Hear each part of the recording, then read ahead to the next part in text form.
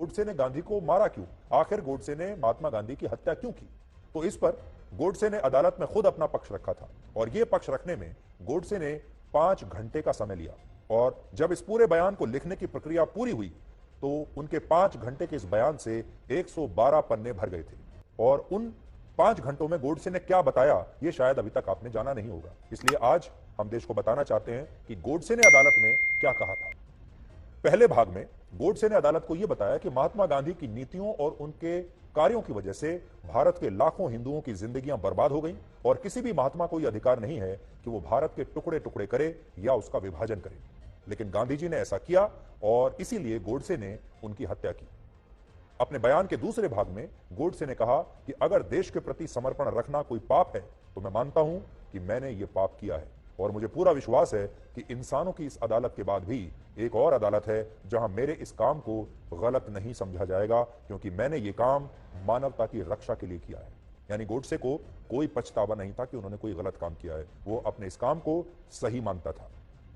यहां एक बड़ी बात यह है कि अदालत में जब महात्मा गांधी की हत्या के मामले की सुनवाई शुरू हुई तब नाथूराम गोडसे पर जो आरोप लगाए गए थे उनके जवाब गोडसे को लिख कर देने थे और बाद में इन जवाबों को जज के सामने पढ़ा जाना था।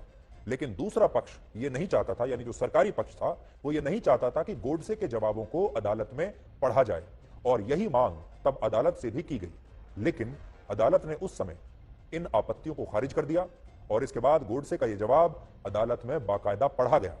और बड़ी बात यह है कि अगले दिन यही जवाब उस समय के सारे अखबारों के पहले पन्ने पर था, जिससे तत्कालीन प्रधानमंत्री जवाहरलाल नेहरू काफी चिंतित हो गए और काफी असहज हो गए।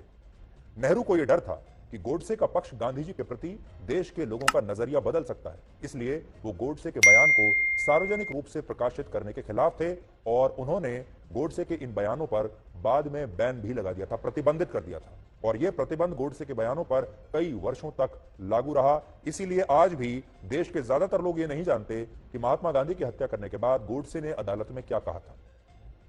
गोडसे ने महात्मा गांधी पर भारत का विभाजन करने और मुस्लिम तुष्टीकरण के गंभीर आरोप लगाए थे और इनका जिक्र अपने बयान के तीसरे अध्याय में गोडसे ने किया है। गोडसे ने कहा कि महात्मा गांधी ने कभी मस्जिद में गीता पढ़ने का साहस नहीं किया, क्योंकि वो जानते थे कि मुस्लिम इसके विरोध में खड़े हो जाएंगे। लेकिन हिंदू मंदिरों में उन्होंने कुरान पढ़नी जरूर शुरू कर दी थी, जिससे गोडसे को ऐसा लगा कि गांधी जी इस तरह से मुस्लिम तुष्टीकरण की राजनीति कर रहे हैं।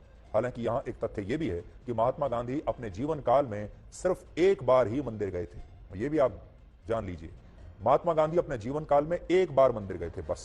और गोडसे का यह भी कहना था कि महात्मा गांधी हिंदू मुस्लिम एकता की बात करते थे, लेकिन उन्होंने हमेशा अंग्रेजों की बांटो और राज करो की नीति को ही आगे बढ़ाया और भारत को बांट दिया और उन्होंने भारत का विभाजन करने में ब्रिटिश सरकार की मदद की। गोडसे ने अपने जवाब में यह भी कहा कि महात्मा गांधी ने विभाजन के बाद भारत सरकार पर पाकिस्तान को उसके हिस्से के 55 करोड़ रुपए देने के लिए भी दबाव बनाया, लेकिन उन्होंने इस विभाजन के दौरान निर्वासित हिंदुओं के लिए कभी भी सच्चे मन से कोई प्रयास नहीं किया। असल में जिस समय भारत का विभाजन हुआ और भारत और पाकिस्तान बने, तब देश के सरकारी खजाने में लगभग 400 करोड़ रुपए जमा थे और विभाजन के तहत यह तय हुआ कि इन 400 करोड़ रुपए के खजाने में से 75 करोड़ रुपए पाकिस्तान को दिए जाएंगे।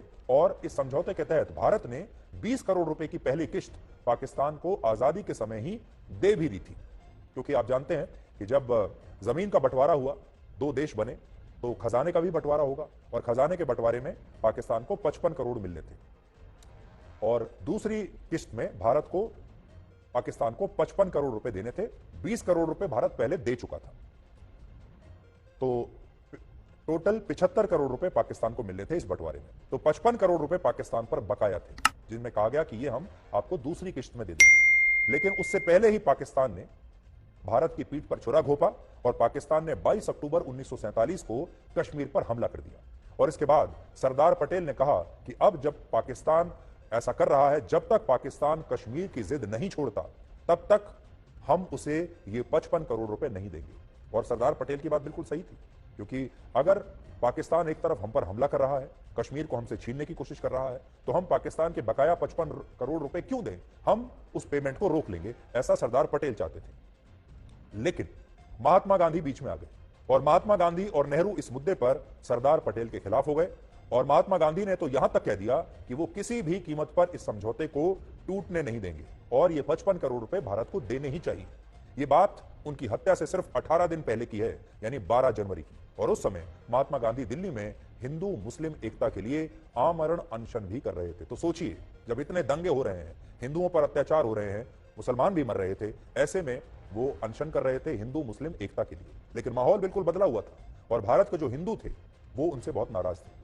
ऐसा माना जाता है कि इस अनशन के जरिए गांधी जी ने पाकिस्तान को 55 करोड़ रुपए देने के लिए सरकार पर बहुत दबाव बनाया और बाद में नेहरू और पटेल को महात्मा गांधी की यह बात माननी पड़ी और इससे गोडसे और उसके जैसे जो दूसरे हिंदू राष्ट्र के समर्थक लोग थे वो बहुत नाराज